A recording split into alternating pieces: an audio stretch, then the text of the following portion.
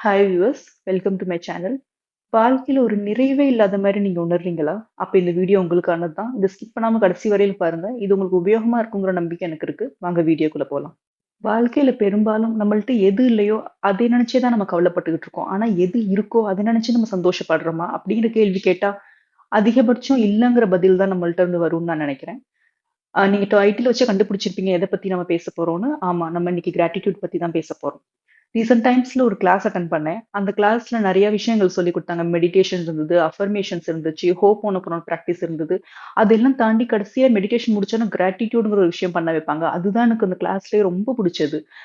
இதுக்கு முன்னாடி அந்த கிளாஸ் அட்டெண்ட் பண்ணதுக்கு முன்னாடி கிராட்டிட்யூட்ங்கிற நெறைய தடவ நான் அந்த கிராட்டிட்யூட் பத்தி படிச்சிருக்கேன். அத பத்தி கேள்விப்பட்டுருக்கேன். எல்லாமே பண்ணியிருக்கேன். இருந்தாலும் கிராட்டிட்யூட்னு அந்த கிளாஸ் அட்டெண்ட் பண்ணதுக்கு அப்புறம் நம்மளுக்கு எவ்ளோ சின்ன சின்ன விஷயத்துக்குலாம் கூட நீங்க கிராட்டிட்யூட் பண்ணலாம். எவ்ளோ நெறைய விஷயங்கள் இருக்குங்க இங்க கிராட்டிட்யூட் லைஃப்ல பண்றதுக்குங்கிறது இன்னும் நல்லா நான் உணர்ந்தேன்.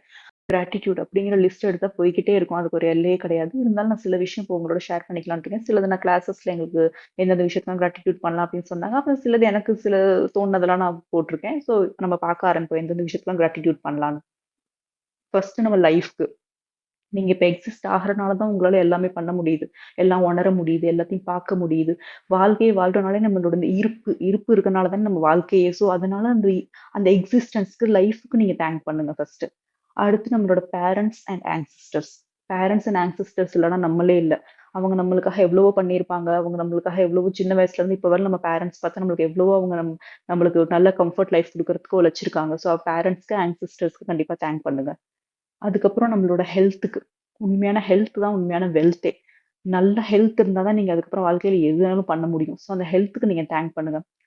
பெரும்பாலான நேரத்துல நம்மளுக்கு ஹெல்த் கொஞ்சம் கெட்டு போகும்போது தான் அந்த ஹெல்த்தோட அருமையே தெரியுது. இப்போ ஒரு ஃபீவரே வந்துருச்சுன்னா, அப்பதான் நம்மளுக்கு அப்ப அந்த ஃபீவர் போயிட்டா போதும். நான் நல்ல ஹெல்த்துக்கு திரும்பிட்டா போதும் அப்படின்னு நம்ம நினைப்போம். ஆனா அந்த ஹெல்த் நல்லா இருந்தபோது ஒரு நிமிஷம் நின்னு நிதானமா அந்த ஹெல்த்துக்கு நம்ம தேங்க் பண்ணியிருக்கோமான்னு பார்த்தா, அந்த ஹெல்த் நம்ம நல்லா இருக்கே அப்படிங்கிற விஷயத்துக்கு ஒரு நிமிஷம் உணர்ந்து நன்றி உணர்வு குடுத்துருக்கோமான்னு பார்த்தா, அதிகபட்சமான நேரத்துல நம்ம அத கடந்து போயிருவோம். பெருசா அத யோசிக்கவே மாட்டோம். அதனால நீங்க ஹெல்த் அப்படிங்கிற விஷயத்துக்கு கண்டிப்பா கிராட்டிட்யூட் பண்ணுங்க.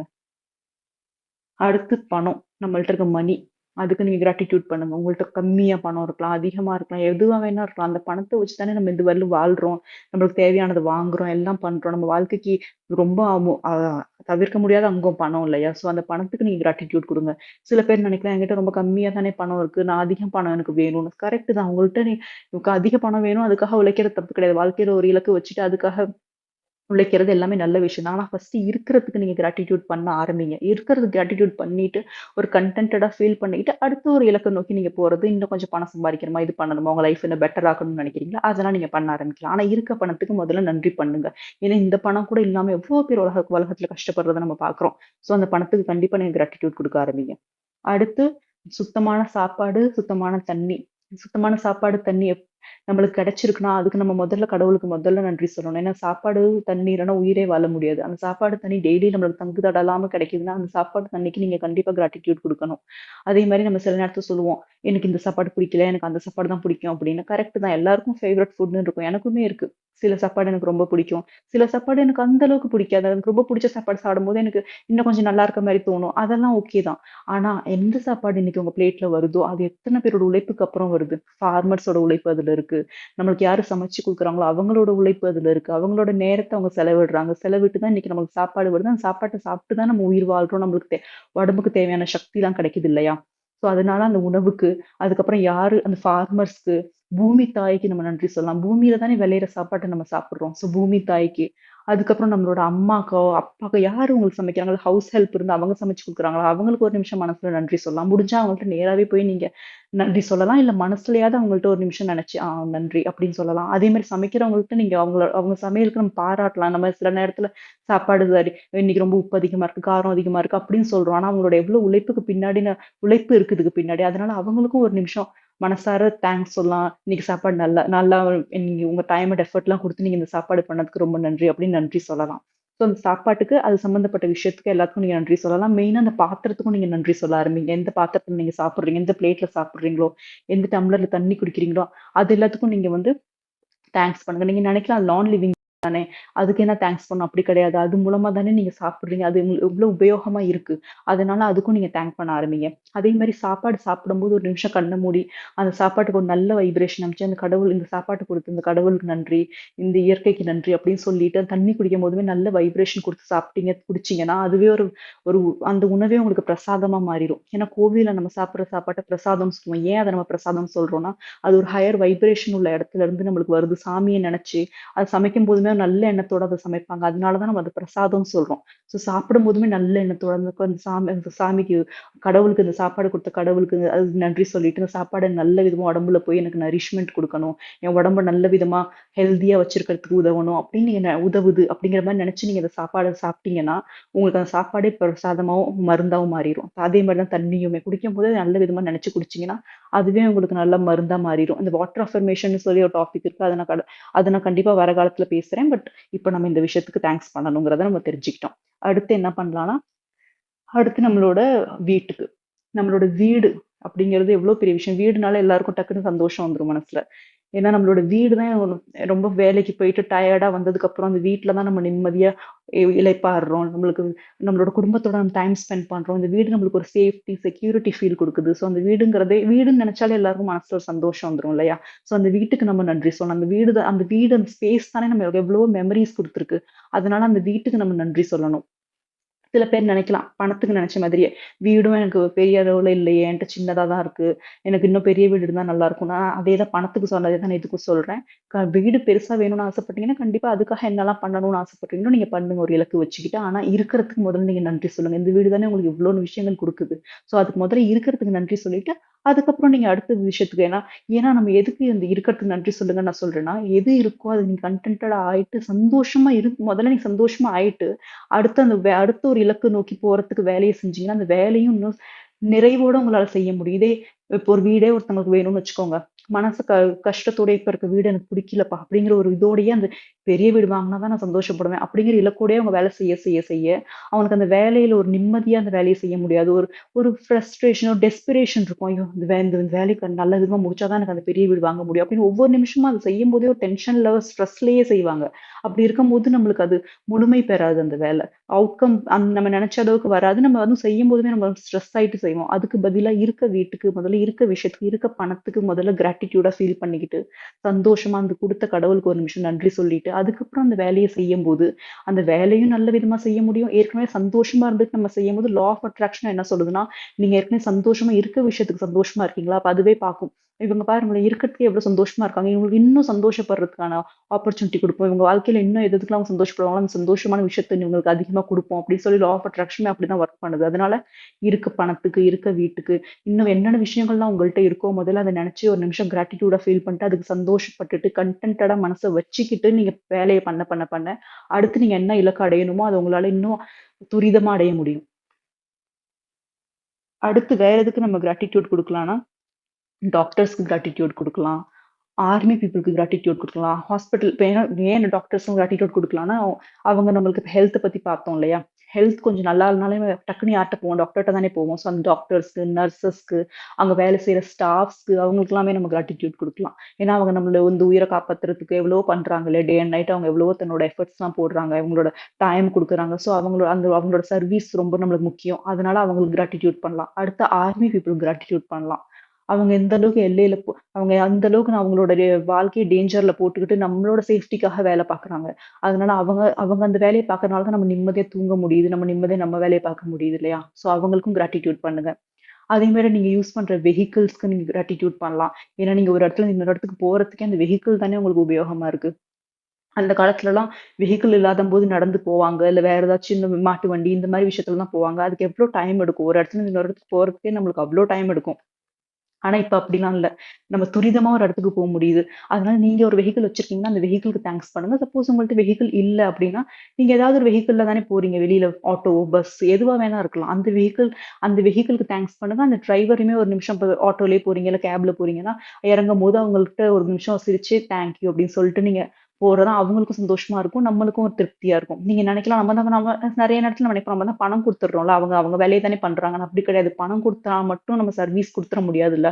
இப்ப சில நேரத்துல வெறும் பணத்த மட்டும் நம்ம வச்சுக்கிட்டு என்ன பண்ண முடியும்? அவங்க தன்னோட உழைப்ப குடுக்குறாங்க. நம்மள சேஃபா கொண்டு போய் ஒரு இடத்துல சேர்க்குறாங்கன்னா, அப்ப அவங்களுக்கும் நம்ம தேங்க்ஸ் எல்லாருக்குமே தேங்க்ஸ் பண்ணலாம். வெறும் டிரைவருக்கு அவங்களுக்கு மட்டும் இல்ல. லைஃப்ல நம்மளுக்கு யார் யாரெல்லாம் உதவியா இருக்காங்களோ, அவங்க எல்லாருக்குமே நம்ம தேங்க் பண்ண ஆரம்பிக்கலாம்.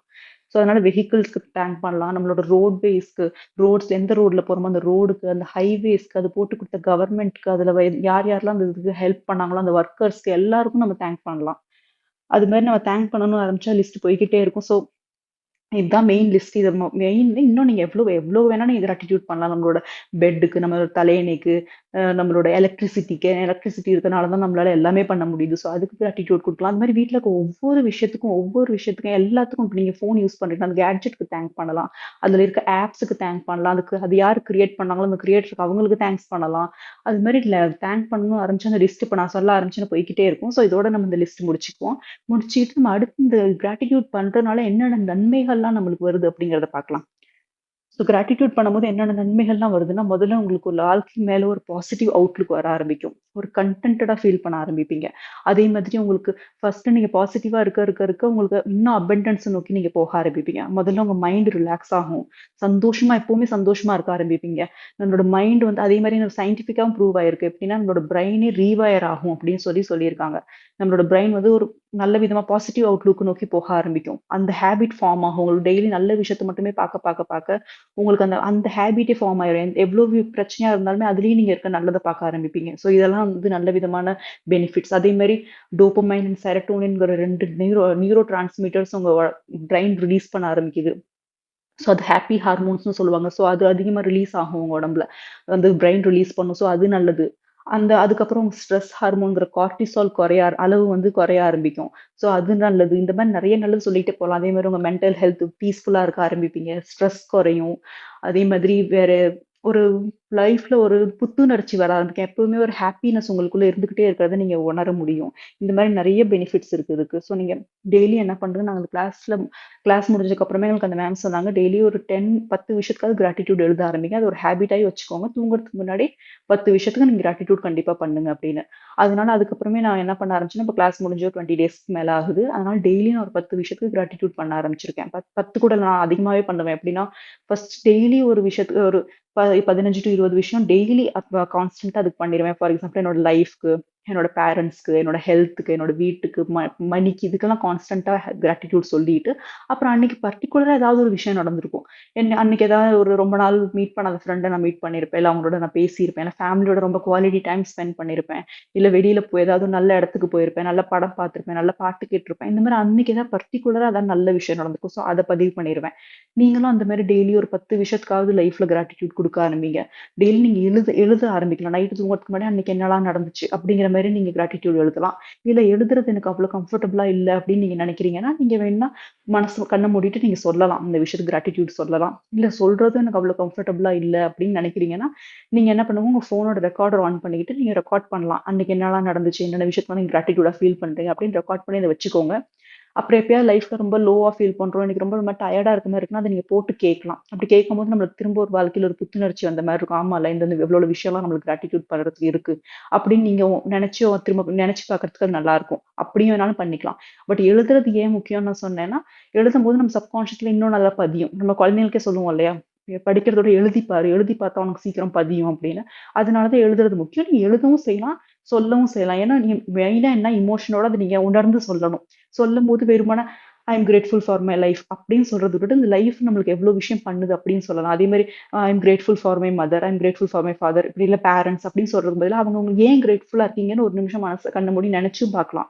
ஆமா, அவங்க நம்மளுக்காக எவ்வளோலாம் பண்றாங்க. அதனால நான் கிரேட்ஃபுல்லா இருக்கேன். இதே உங்க அம்மா, அப்பா உங்களுக்கு ரொம்ப சப்போர்ட்டிவா இருக்கலாம். ஸோ அந்த உங்களோட சப்போர்ட்க்கு அவங்களோட அவங்களோட எஃபோர்ட் எவ்வளோ குடுக்குறாங்க, அவங்க லைஃப் நல்லா இருக்கணுங்கிறதுக்கு. ஸோ அதுக்கெல்லாம் நீங்க கிராட்டிட்யூடா அந்த விஷயத்தையும் நீங்க நெனச்சு பார்த்து எழுதும்போது இன்னும் நல்லா பதியும் மனசுல. இன்னும் நல்லா உணர்ந்து உங்களால எழுத முடியும். உணர்ச்சியோட நீங்க அந்த கிராட்டிட்யூட் பிராக்டிஸ் பண்ணும்போது உங்களுக்கு இன்னும் துரிதமா அந்த ரிசல்ட்ஸ் வர ஆரம்பிக்கும். இன்னும் நல்லா உங்களுக்கு ஃபீல் ஆக ஆரம்பிக்கும். ஸோ இதெல்லாம் நீங்க பண்ணலாம். அதே மாரி கிராட்டிட்யூட்க்கு இப்படிதான் பண்ணணும், அப்படிதான் பண்ணணும்னு இல்ல. கிராட்டிட்யூட் பண்றது முக்கியம். நீங்க எந்த விதமான கிரியேட்டிவ் இதையும் நீங்க எடுத்துக்கலாம். நீங்க நான் சொன்ன மாரி ரெக்கார்ட் பண்ணா ரெக்கார்ட் பண்ணிக்கலாம். இல்ல வேற ஏதாவது விதமா உங்களுக்கு ஏதாவது நியூ வேஸ் உங்களுக்கு தோணுதா, அது மாரி இட்ஸ் அப் டூ யூ. நீங்க எப்படி வேணா பண்ணிக்கலாம். நீங்க ஜஸ்ட் கிராட்டிட்யூட் பண்ணணும். அத உணர்ந்து நீங்க பண்றது முக்கியம். அது எழுதும்போதுமே நீங்க இன்னும் விரிவா கூட எழுதிக்கலாம். இப்ப நான் சொன்னேன் இல்லையா, அம்மாக்கு கிராட்டிட்யூடா இருக்கேன். வெறுமனே ஐ அம் கிராட்டிட்யூட் ஃபார் மை மதர் அப்படின்னு சொல்றதும் சொல்லலாம். இல்ல நீங்க இன்னும் கூட தெளிவா நான் கிராட்டிட்யூடா இருக்கேன். ஏன்னா, என் அம்மா எனக்கு ரொம்ப சப்போர்ட்டிவா இருப்பாங்க. இப்படி கூட நீங்க இன்னும் கொஞ்சம் டீட்டெயிலா எழுதணும்னு நெனச்சாலும் நீங்க எழுதிக்கலாம். பட் நீங்க ஒரு நிமிஷம் நெனச்சு பாருங்க அது நல்ல விதமா. அவ்வளோதான். அது ரொம்ப முக்கியம். அதே மாரி நீங்க டெய்லி இது ஒரு 10 நாள்லருந்து 15 நாளைக்கு நீங்க ஃபர்ஸ்ட் பண்ணி பார்க்கலாம். இல்ல ஒரு 1 மாசத்துக்கு பண்ணலாம். நான் இப்ப ஒரு 20 நாளைக்கு மேல இத பண்ணிக்கிட்டு இருக்கேன். எனக்கு நல்லாவே டிஃபரன்ஸ் முன்னாடிக்கு இப்ப என்னால நல்ல ஒரு பாசிட்டிவ் அவுட்லுக் எனக்கு வந்திருக்கு. டெய்லி நான் இதான் நல்ல விஷயம் எனக்கு என்னால நடந்துச்சு அப்படின்னு யோசிச்சு பார்க்கும்போது, எனக்கு அந்த லைஃப் மேலயே எவ்ளோ இருக்கு. இதுவரை நம்ம இதெல்லாம் பெருசா நோட்டீஸே பண்ணதில்லையே. ஆமால்ல எவ்ளோ விஷயம் இருக்கு நம்மளுக்கு கிராட்டிட்யூட் பண்றதுக்கு அப்படின்னு எனக்கே அது ஒரு புதுசா இருக்கு யோசிச்சு பார்க்கும்போது. லைஃப் முன்னாடிக்கு இப்ப எனக்கு இன்னும் நல்ல ஒரு ஃபீல் வருது. ஒரு உள்ளுக்குள்ள ஒரு ஹேப்பினஸ் எனக்கு ஃபீல் ஆகுது. இதான் நான் இன்னைக்கு ஷேர் பண்ணணும்னு ஆசைப்பட்டேன். அது மாரி உங்களுக்கு கிராட்டிட்யூட் இப்ப நீங்க கமெண்ட் செக்ஷன்ல நீங்க கமெண்ட் பண்ணலாம். இந்த மாரி கிராட்டிட்யூட் நீங்க ஏற்கனவே பிராக்டிஸ் பண்றீங்களா? அப்படின்னா நீங்க என்னென்ன ஃபீல் பண்ணியிருக்கீங்க அப்படிங்கிறத நீங்க கமெண்ட்ஸ் பண்ணலாம். இல்ல நான் பண்ண போறேன்னா, நீங்க பண்ண போறேன் அப்படின்னு சொல்லி கூட நீங்க கமெண்ட்ஸ் பண்ணலாம். இல்ல உங்களுக்கு வேற ஏதாவது இந்த வீடியோல ஏதாவது சஜஷன்ஸ் இருக்கு, ஃபீட்பேக்ஸ் இருக்கு, இல்ல ஏதாவது டவுட்ஸ் இருக்குன்னா கூட நீங்க கமெண்ட் செக்ஷன்ல கமெண்ட் பண்ணலாம். அதே மாரி இந்த வீடியோ உங்களுக்கு ஹெல்ப்ஃபுல்லா இருந்திருக்கும்னு நான் நம்புறேன். இது மாரி நெறைய கன்டென்ட்லாம் அந்த சேனல்ல நான் அப்லோட் பண்ணுவேன். இதெல்லாம் உங்களுக்கு புடிச்சிருந்துச்சா என்னோட சேனல் நீங்க சப்ஸ்கிரைப் பண்ணிக்கோங்க. ஃபிரெண்ட்ஸ் அண்ட் ஃபேமிலியோட ஷேர் பண்ணுங்க. இந்த வீடியோ நீங்க புடிச்சிருந்தா லைக் பண்ணுங்க. அப்புறம் இன்னொரு முக்கியமான விஷயம் நான் சொல்ல மிஸ் பண்ணிட்டேன். இப்ப நான் சென்டென்ஸ் எப்படி எழுதணும் அந்த மாரி சொல்லிடுறேன். இப்ப நான் எப்படி எழுதுவேன்னா, thank you universe for my life அது மாரி எழுதுவேன். நீங்க எப்படி எழுதணும்னா, தேங்க் யூ காட்ன்னு கூட எழுதலாம். இல்ல ஐ அம் கிரேட்ஃபுல் ஃபார் இந்த மாரியும் எழுதலாம். ஸோ இந்த சென்டென்ஸ் எப்படி எழுதணுங்கிறத சொல்றத நான் மிஸ் பண்ணிட்டேன். ஸோ அதனால இப்ப நான் சொல்லிட்டேன். Thank you.